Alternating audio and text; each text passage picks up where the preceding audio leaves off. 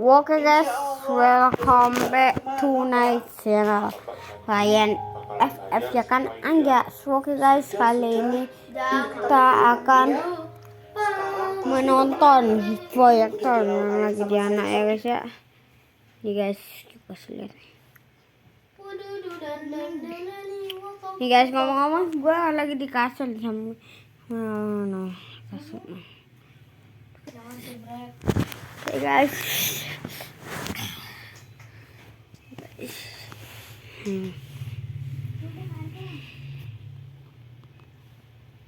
Ini guys, itu dia tutup guys. Nah kayak gitu. Kenapa emang biar ada nggak di subscribe? Like dan subscribe. Kita lagi menonton Street lah ya guys ya. Tunggu bentar guys. Tunggu bentar. Di Kabupaten X, di mana kabupaten ini memang akrab dengan dunia mistis. Mantap. Perjalanan untuk mencapai desa ini cukup sulit. Hal ini dikarenakan desa ini belum mempunyai akses untuk kendaraan.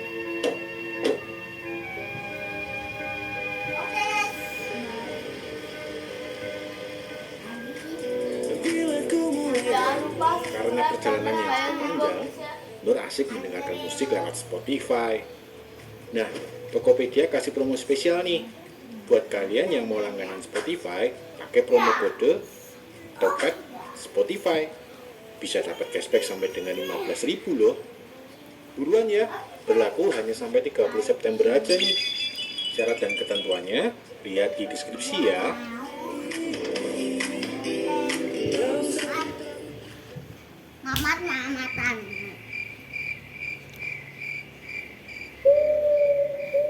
Sesampainya di kota terdekat, mereka harus berjalan kaki menembus hutan untuk bisa mencapai desa itu.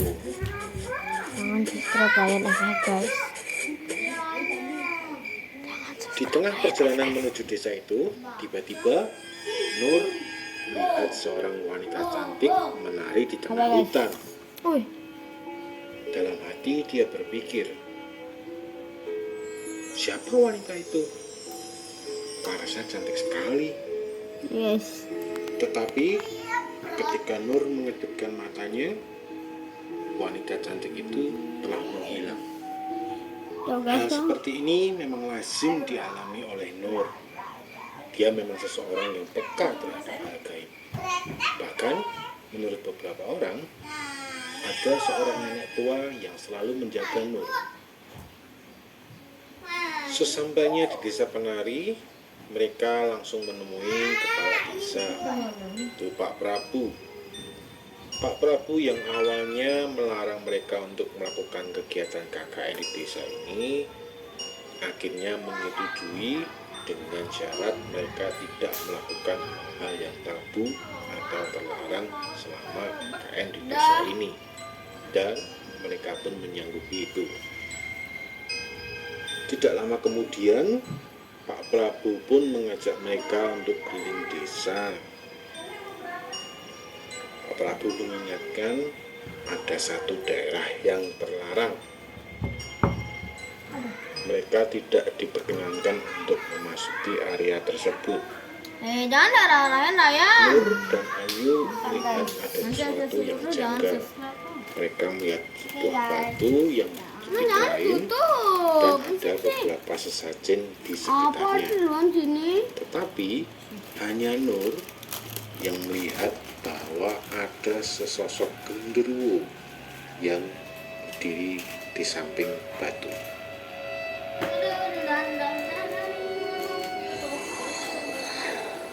Setelah melihat penampakan genderuwo, tiba-tiba Nur merasa padan. Kemudian dia meminta izin kepada kepala desa untuk kembali ke penginapan. Nur ditemani Bima untuk kembali ke penginapan. Sementara Pak Prabu dan lainnya meneruskan perjalanan untuk berkeliling desa dan bertemu dengan warga yang lain. Pak Prabu juga mengenalkan mereka dengan sesepuh desa ini. Tidak ada yang tahu namanya, hanya biasa dipanggil Mbah Buyut.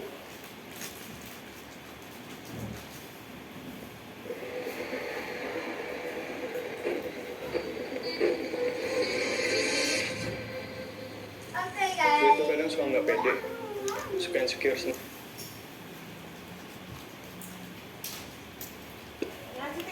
Singkat cerita, setelah mereka melakukan KKN selama 2 Makan ya. minggu di desa ini, banyak kejanggalan-kejanggalan hal-hal gaib yang mereka alami. Seperti ketika tiba-tiba Widya berteriak dan lari keluar dari kamar, seolah-olah dia ketakutan dan melihat sesuatu. Akan tetapi ketika anak-anak bertanya, dia hanya diam, tidak bisa menjawab. Nur yang mengkhawatirkan kondisi Widya memberikan minum. Namun ketika Widya minum air pemberian Nur, tiba-tiba dia tersedak. Widya memasukkan jarinya ke dalam mulutnya, dan semua anak terkejut.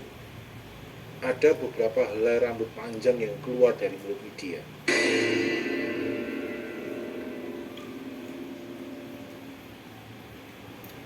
Setelah semua anak tenang, Wahyu kemudian bercerita,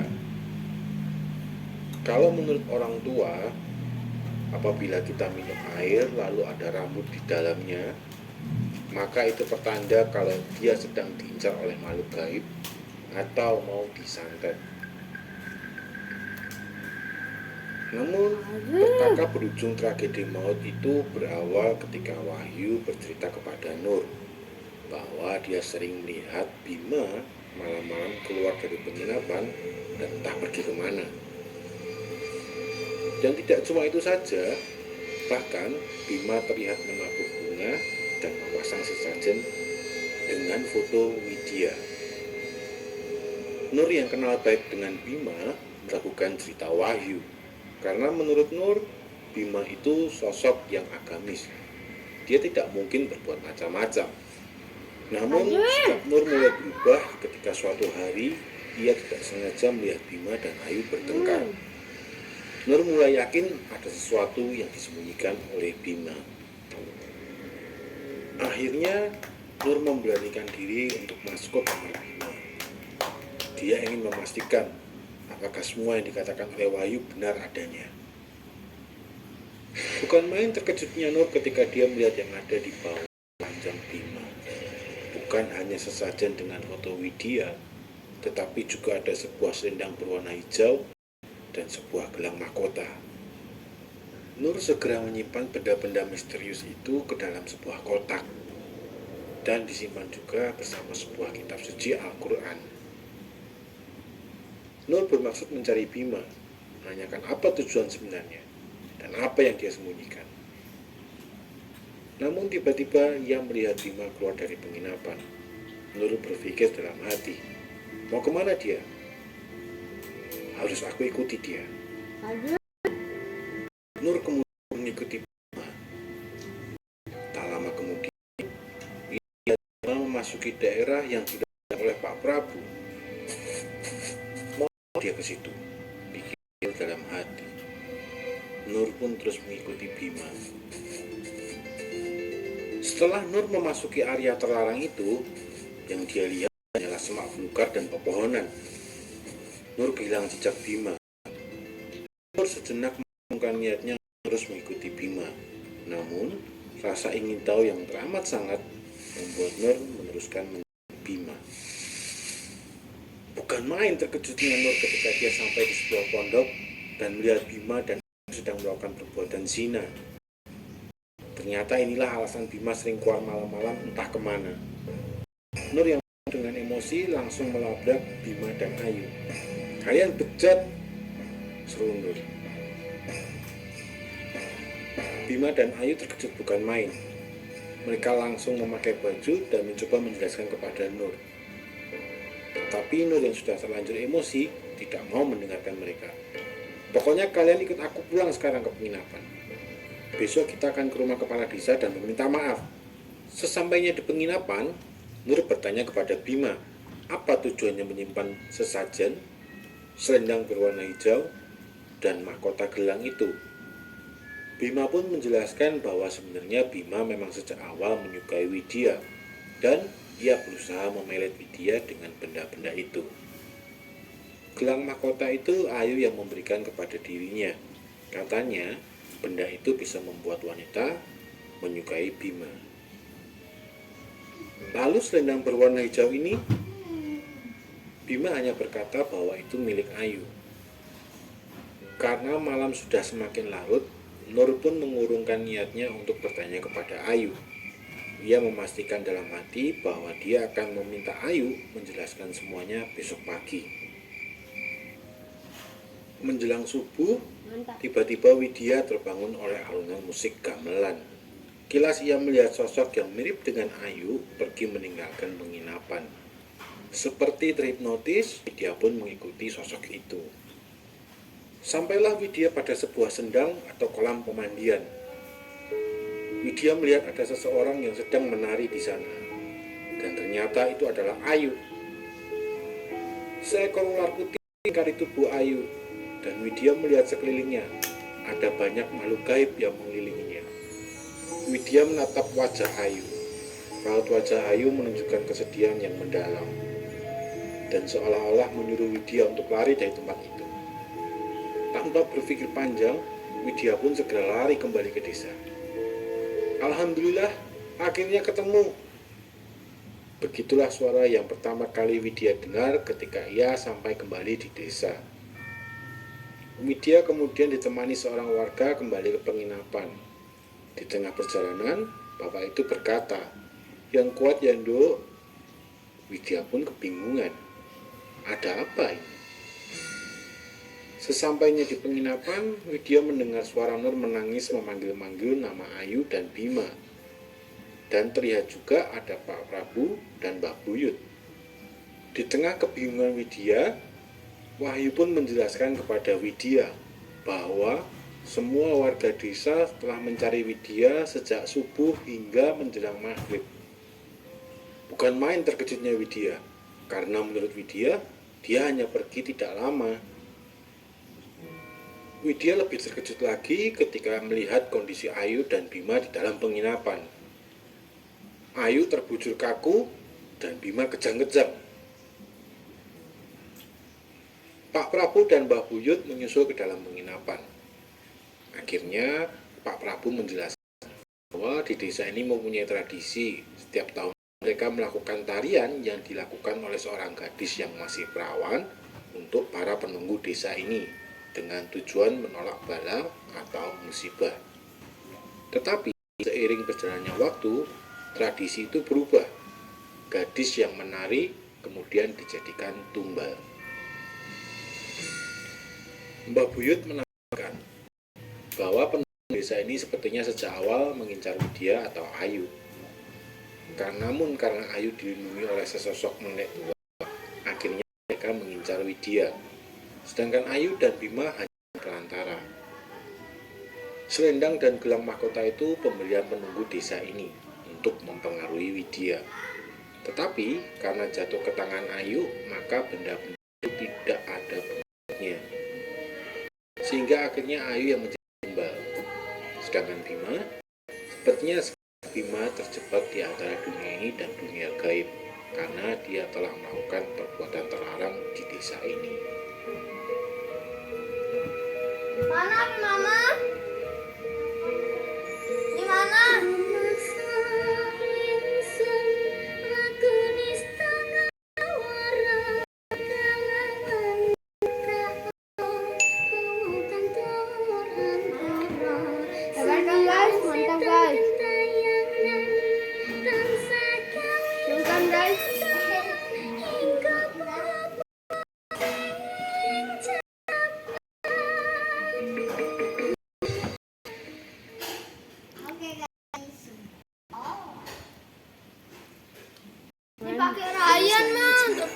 Come find yours at UCLA or Top 100 University.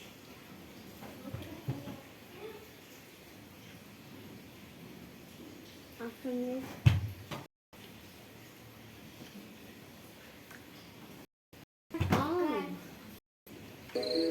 Mereka nampak masih sangat terbuka. Tiba-tiba istrinya kaget. Dia melihat sosok pria berdiri di depan kaca.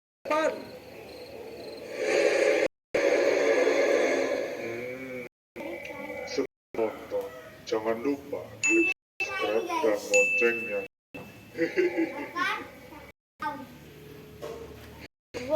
Hai Spotify, mau kasih info nih, aplikasi kamus favorit kita Dictionary ada fitur conversation yang sangat praktis, dapat menerjemahkan kata atau kalimat hanya dengan suara.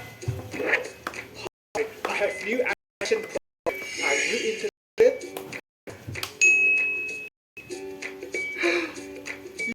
Aku tertarik. Yes, I'm interested. Praktis banget kan? Apalagi sekarang ini kita sering banget aja dan berinteraksi secara online. Dictionary juga bikin challenge seru, semacam quiz untuk mengetahui apakah pengetahuan sobat tentang COVID-19 sudah benar. Ada 10 pertanyaan. Aku sendiri dapat skor 90 nih. Jangan subscribe. Kalau sobat, apakah bisa nilai sempurna? Akan coba dengan download Dictionary dengan klik link Gandang. Dibaikin sama dia guys. Biarin apa emang? Kalian buat 7 doang. Ya kemarin dia kalah guys, sudah ada konten. Oh belum gua upload kontennya ya guys ya. Belum gua upload. Gua upload pas dia kalah tuh. Saya malam jam 1 itu. Ada gay.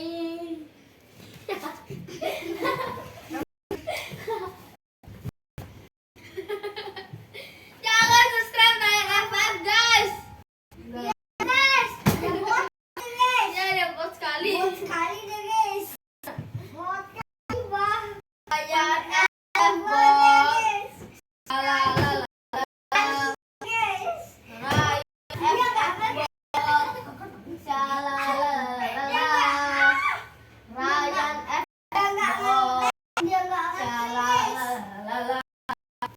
Ryan F.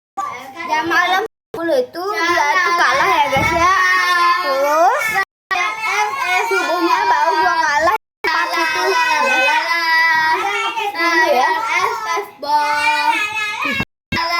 Kelihatan nggak guys?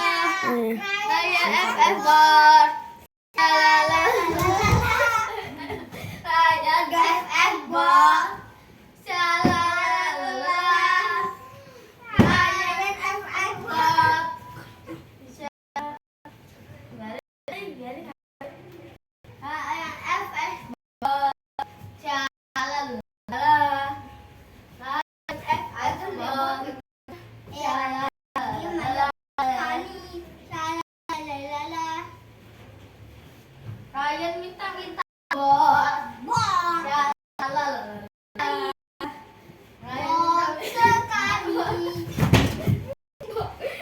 Ryan minta bot. Jangan subscribe. Jangan like dan subscribe. Tuh guys. Jangan ingat guys ya. Ya bot guys. Iya. Gua di mana tangan gua ya. Ya oh. Udah kelihatan guys. Ya guys ya. Bohong guys ya. Lumayan lama ya konten. Buat tidur teh. Ya udah gila nih guys. Udah bohongan. Apalagi pak. Gitar tuh guys, dia nge-cheat tuh guys, dia beli reggae guys. Jadi maklum ya kalau ada sensor dia reggae. Lu nanya guys, gua tuh pakai lagi. Shalalalala. Dia itu pakai Ya, shalalalala.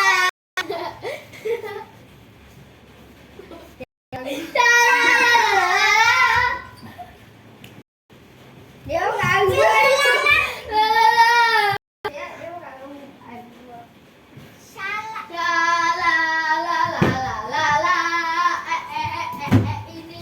Ini guling guys. Nah, ini pakai ini guling gua guys ya. Ini